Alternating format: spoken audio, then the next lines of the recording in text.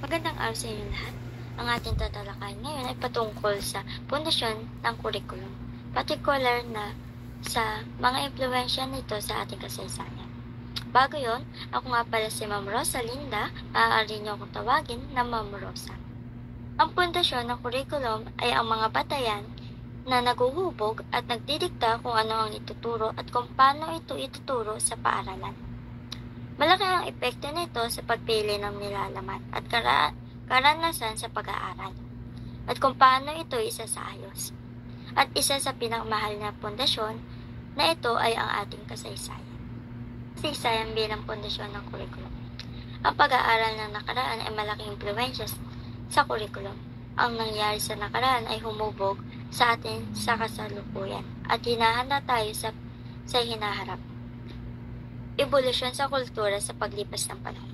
Ang kurikulum ay naging paksa ng pag-aalala sa mga edukador, mga manunulat sa loob ng maraming siglo. Maaari natin itong balikan sa pamamagitan ng sibilisasyon ng Grego at Romano, at ganoon din sa kultura ng mga medieval, Renaissance at Classic Humanism. Ilan sa mga scholar na gumawa ng malaking impluwensya sa kurikulum noong unang panahon ay pinabibilangan nila Pluto, Aristotle, Socrates, Thomas, Martin Luther, at marami pang iba, na ang kurikulum naging tanda ng edukasyon mismo. Mga impluwensya sa kasaysayan ng kurikulum ngayon.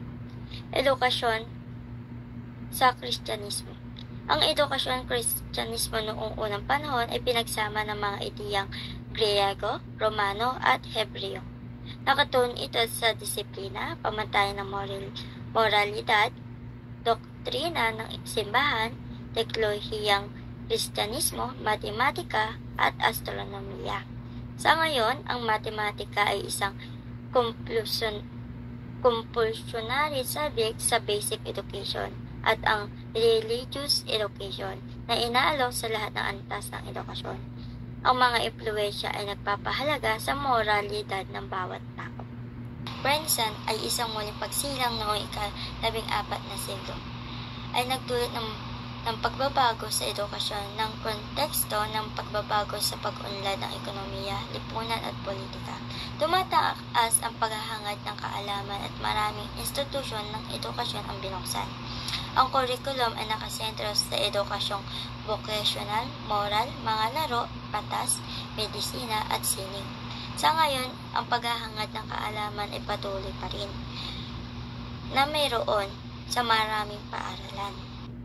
Ang kilusang progresibo na pinamunaan ni John Dewey noong unang bahagi ng ika-19 na siglo ay tumutol sa pagkukulang ng mga tradisyonal na sistema ng pagtuturo, kung saan naging resulta ito upang magtuon ng edukasyon na nakasentro sa mga mag-aaral. Sabi ni Dewey na ang mga nag-aaral ay mas natututo ng higit pa sa pamamagitan ng aktibidad na karanasan sa pag-aaral, flexible na curriculum at individual na pagtuturo. Reformasyong protesta. Noong ika-6 na siglo sa Europa na pinamunaan ni Martin Luther ay humantong sa pagtatag ng simbahang protesta. Ang simbahang ito ay nagbigay diin sa moralidad, edukasyon at mga stakeholders sa pagpapaunlad ng kurikulum. Nananawagan din ang mga tagapagtaguyod na ito para sa mga profesionalismo sa paghahatid ng edukasyon. Pinagsasanay ang mga guro, ugaling mga guro, at mga bayarin ng mga guro at mga staff ng paaralan. Itong mga isyu na ito ay patuloy pa rin sa ating kasalukuyang edukasyon.